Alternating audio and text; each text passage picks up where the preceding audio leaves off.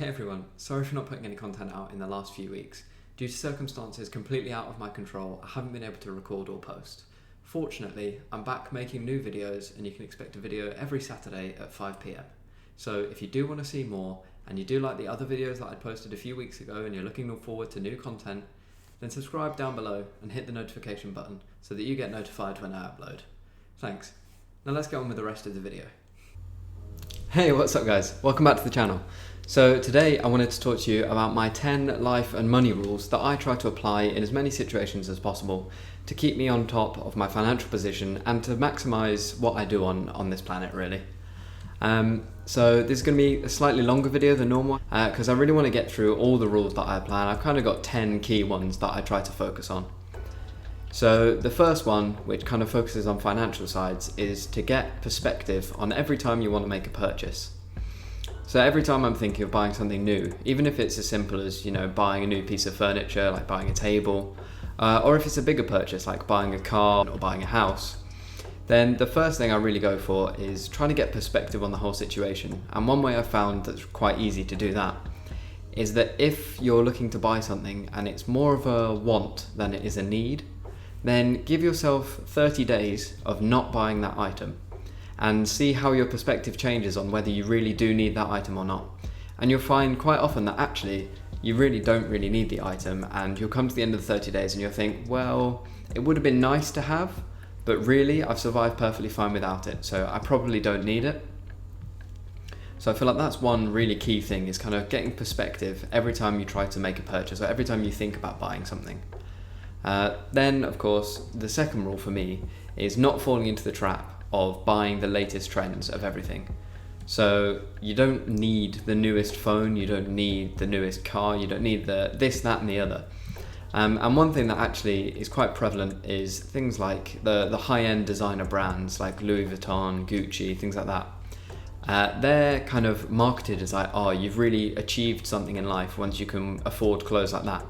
But really, if you're not earning enough money to buy those things and not have it be the same as buying a Primark t-shirt, then all you're doing is wasting money that you could be investing somewhere where it could make money back for you. Because when you're buying items like that, you're never going to make the money back. So for me, I feel like an important thing is keeping control of what you're purchasing and making sure that what you're buying isn't necessarily either the brand new thing. You could, like for example, say you like iPhones. If you can afford maybe, you want a new iPhone, but you don't want the iPhone 11 because that's just way too expensive. But maybe look at the SE or even an older phone like the 8, because they'll still work, they'll still probably do all the things you want them to do. But you don't need to put out the extra money that comes with buying a flagship premium model. Now, in the same vein, I'm not saying don't spend your money wherever. So for me, the third rule is to spend money where it counts. So one place that I never think that you should really scrimp on too much is living situation and accommodation. So sure, it's possible to do things like house hacking, which you buy a duplex or a 3-bed condo and you live in one of the 3 rooms, and that allows you to have people living in the other rooms who pay rent that pays for your living. But if you can't do that, if you're just looking at renting or whether you're just buying for yourself, I think you should always try and get living situations that you'll be comfortable in, because at the end of the day, it's where you're going to relax. So whether you're spending £200 a month more or £100 a month more for a slightly nicer location or a slightly better living situation, I feel like that kind of thing's really worth it, because it can stop you from burning out. It can really kind of refocus you because you can enjoy your time off. Similarly, things like gym memberships, healthier diets, those kind of things will really help. And that's good expenditure, because it's not something that once you've invested in things like that, you don't get the money back. So obviously with a gym membership, once you've invested in a gym membership, you should improve your health if you keep going to the gym, and that's always good. And the other thing is things like books, lectures, online courses, things like that. It's good to spend your money on things like those, which can grow your repertoire and increase your useful skills. So the next rule I have is always be willing to accept a loss. So this is a true fact of life. Most of the time, you'll probably fail. Now that sounds very counterintuitive, but if you look at how many people there are on Earth and the fact that lots of people, I'd say the majority of people in society are driven on becoming millionaires or billionaires, but the majority of people aren't millionaires or billionaires, then that kind of shows that for the most part, you're likely to fail in life, or not necessarily in all aspects of life, but you are likely to come up against failures, and it's how you react to those that matters more than the actual failure. So in kind of simple terms, the journey is worth more than the goal. So sure, you may never make it to being a millionaire or a multi-millionaire or a billionaire, whatever your target is. But if you actually set yourself that target and progress along the way, accept your losses and learn from them, you'll be a lot further down the line than a lot of people would be in the same situation. One other thing that kind of goes with that the ultimate goal of achieving either financial success or freedom or whatever it is your goal might be, is to not rely on school and academic education to make you successful. So school is really, really good for making you pass grades. I mean, that's literally entirely why schools exist, is that they get government funding for making students pass grades to give you a baseline level of education. But that's why they don't do any courses like, for example, you don't do a finance course, you don't do super important. And they're the kind of things that will really set you apart from everyone else. So I find that the best thing you can do is just take the academic learning to as far as you want to go with it. I'd recommend probably getting at least your A levels, because those are a good level of qualification that you can fall back on. And then once you've done that, then you can do your own education. So you can look at YouTube, you can do online courses. I think one thing that's massively underrated in today's society is libraries. So most people aren't willing to, or don't necessarily go to their local libraries, sign up, take books out, but they're huge wealths of knowledge in libraries that are free to access for pretty much anyone. So then the next rule I have, which I think is a very British thing, which is to do with the stiff upper lip, which is not being afraid to talk about money. So in the UK especially, you get told that you don't talk about politics, you don't talk about religion, and you don't talk about your wealth. You don't talk about your money to other people, your finances. They're kind of taboo subjects.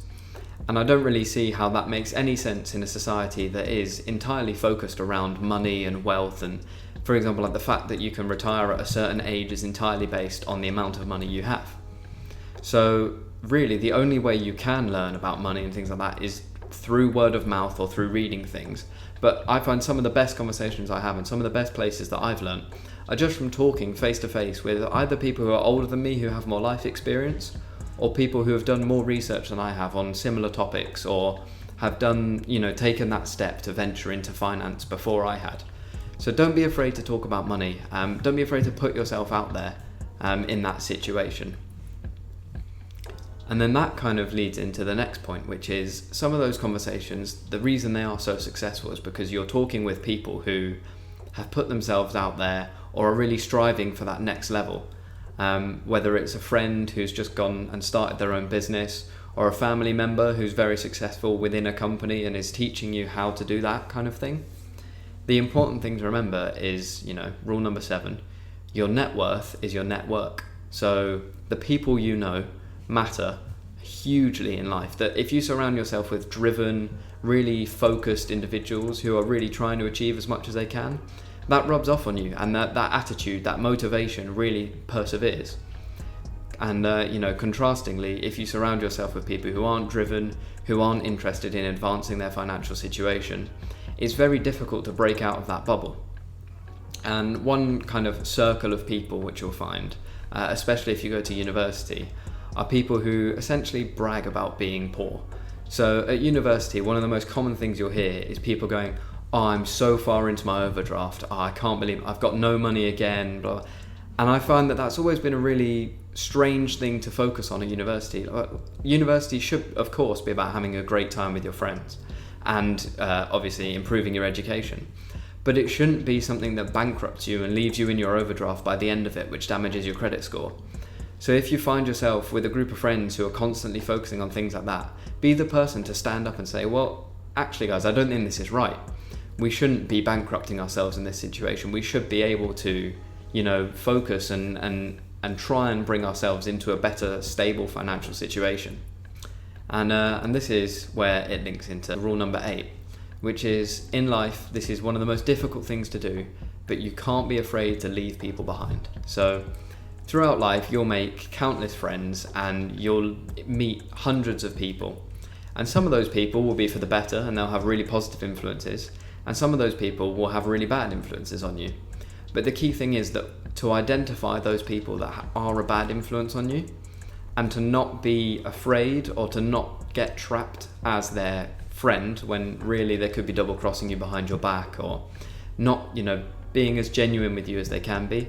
And being able to leave those people behind is quite important, because it allows you to focus and move on and really get to know kind of a better group of people that might be more suited to the way you're thinking in life. So a way that I like to put the mindset point is in rule number 9, which is mindset moves mountains. So the journey carries all of the value and not the goal. I mentioned that earlier with one of the rules. And I find that this is completely true, which is the end goal may be some fantastical thing like owning a yacht or being a billionaire or some huge dream. But the journey along the way is what's going to bring all the value. And the way you get the most out of that value is your mindset. So it's very easy to become a consumer of everything. So to come home after work, to turn on the TV and to just mindlessly tune out and watch TV. But actually changing your mindset and becoming a producer of things. So for example, me trying to create this YouTube channel just to see how that goes. Or getting a notebook and writing down different business ideas. And rather than spending 3 hours watching TV or gaming, spend 3 hours maybe researching a new project idea or researching a new investing strategy. And trying to improve your self-value is something that I find really interesting. And giving yourself a positive mental attitude rubs off on your work and it rubs off on the people around you. So not only, as I said earlier, if you're surrounded by people who pull you up, then you'll feel pulled up by them. But also if you're extremely motivated and you're the person pulling people up, then that can feel quite rewarding as well. Because you learn how to teach people certain things which you can develop into another skill in another aspect of life. And so really having that positive mental attitude, that strong-willed, focused, determined mindset is something that I think is invaluable. And finally, that leads us on to my final rule, which I think is actually the most important rule, which is don't forget to enjoy life. So it's all well and good saying I'm going to work 90-hour weeks every single day of the week, including weekends when I'm 20, so that by the time I get to 35, I'm a multi-millionaire and I can just chill out and retire and I'm done. But the issue with that is that you spend those years of your life where you've got the most energy not living life. You're too focused, too dedicated to the cause. Now, of course, that can be the way you want to go. Some people just want to get to the point where they can guarantee freedom for the rest of their life, and then they don't have to worry about anything else. But for me, I think one of the most important things you can do is just to make sure that you're checking yourself every step of the way as you progress through your life and through your career, making sure that you're getting as much enjoyment out of life as you can. Whether it's giving yourself enough time to take holidays every now and then, or focusing on the one thing that you enjoy, say it's a sport or reading or something like that, giving yourself enough time in the week to take time out to do the things you enjoy, to meet up with your friends, that will change your outlook, and that will also prevent you burning out too soon. If you stay too focused and all you're doing is working and you're waking up and you're grinding and then all you're doing other than that is eating and sleeping, you'll find that very quickly you'll run out of energy levels, and actually that's not a great situation to be in. So for me, the most important rule, and rule number 10, is to enjoy life as much as you can whilst obviously still staying focused. So those are my 10 basic rules for kind of money and life, and how to get as much enjoyment while staying as focused as I can on the goal. If you've got any other suggestions and any other rules, then let me know down in the comments below. I'll read through them all and I might make another video with some of your suggestions and talking about how I might incorporate those into my life or how I could improve upon those. And don't forget to smash the like button and let me know in the comments anything else that you might add. So any video suggestions you've got. And if you're new around here, maybe hit subscribe if you want to. And if you are looking to invest, then use the Trading212 referral link and open an invest account, and we'll both get a stock worth up to £100 for free. And that's everything for today's video, and as always, I'll catch you in the next one.